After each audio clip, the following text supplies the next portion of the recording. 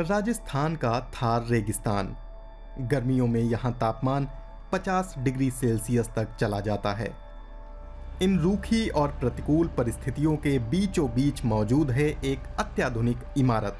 राजकुमारी Ratnavati girls school में गरीब परिवारों की 400 लड़कियां पढ़ती हैं।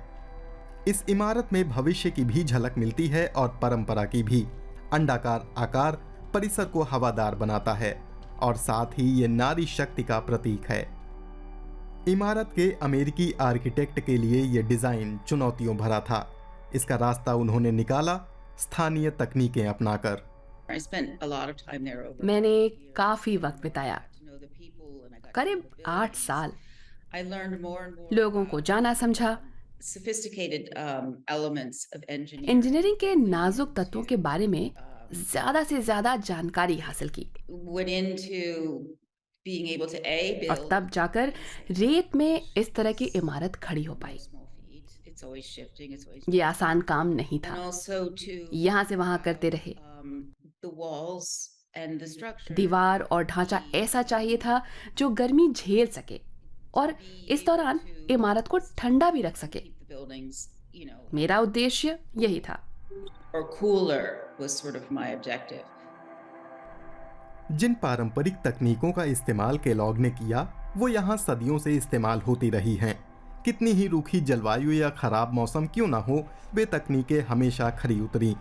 स्कूल के भीतर बहुत ज्यादा बिजली की खपत वाले एयर कंडीशनर नहीं लगे हैं, लेकिन बाहर के मुकाबले अंदर 10 डिग्री ज्यादा ठंडक है। सर्दियों में इमारत गर्म हवा को रोके रखती है, जिसकी बदौलत क्लासरूम गर्म रहते हैं। यहाँ से लगभग 40 किलोमीटर दूर जैसलमेर शहर है। गोल्डन सिटी के रूप में मशहूर जैसलमेर की ऐतिहासिक इमारतें पीले बलुआ पत्थर की बनी हैं जो धूप में चमकती हैं। डायना केलॉग ने पाया कि ये पत्थर उनके डिजाइन के लिए बिल्कुल मुफीद है। बलुआ पत्थर में एक अंतर्निहित तापीय गुण होता है। एक बाहरी परत होती है और एक अंदरूनी नाजुक परत होती है जो एयर कैविटी का काम करती है। एक और अंदरूनी परत भी होती है। इसके अलावा हम चूने का पलस्तर लगाते हैं जो कुदरती तौर पर ठंडक पहुंचाता है। स्थानीय सामग्रियां ही नहीं, स्थानीय कारीगरों की भी अहमियत है। इमारत में जालियां लगी हैं, ये भी पत्थर का काम है। ये रेत को रोके रखती हैं और रोशनी और हवा को अंदर आने देती हैं। सौर पैनल स्कूल में बिजली की सभी जरूरतें पूरी करने के लिए काफी हैं। कक्षाओं को ठंडा रखने के लिए छत पर रिसाइकल्ड टाइलें लगी हैं जो धूप को रिफ्लेक्ट कर देती हैं।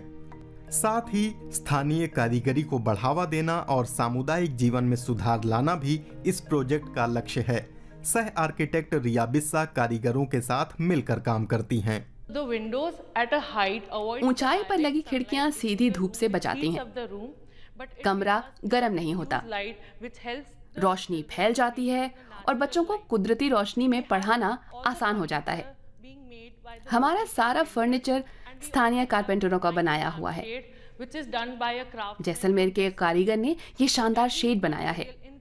स्कूल की हर चीज स्थानीय कारपेंटरों और कारीगरों की बनाई है। राजकुमारी रत्नावती गर्ल्स स्कूल सिर्फ 10 महीने में बनकर तैयार हो गया था। इसकी सौर पैनल छतरी न सिर्फ बिजली मुहैया कराती है बल्कि शेड का भी काम करती है। बच्चे यहाँ खेलते हैं और गर्मी से बचे रहते हैं।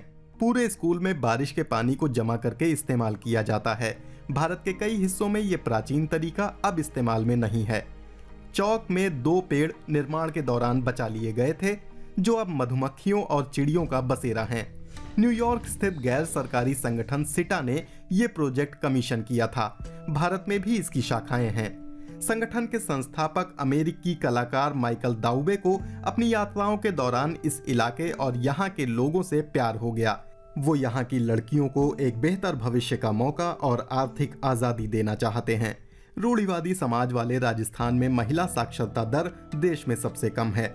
जैसलमेर के आसपास और पाकिस्तान सीमा के नज़दीक गांवों में बहुत गरीबी है जो महिलाओं की शिक्षा में खास तौर से पिछड़े हैं।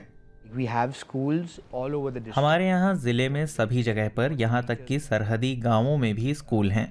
लेकिन वहाँ के लिए हमारे पास टीचर नहीं हैं। जितना हम दे पाते हैं टीचरों को उससे ज़्यादा मिल जाता है। बुनियादी ढांचा वहाँ तैयार है लेकिन काम नहीं शुरू हुआ और ये समस्या भारत भर में है। So that's a problem all over India. ये स्कूल जुलाई 2021 में खुला। आशा जोशी यहाँ अंग्रेजी पढ़ाती हैं। तब से 100 से कुछ ज़्यादा लड़कियाँ यहाँ दाखिला ले चुकी हैं। ये अपने आप में उपलब्धि है।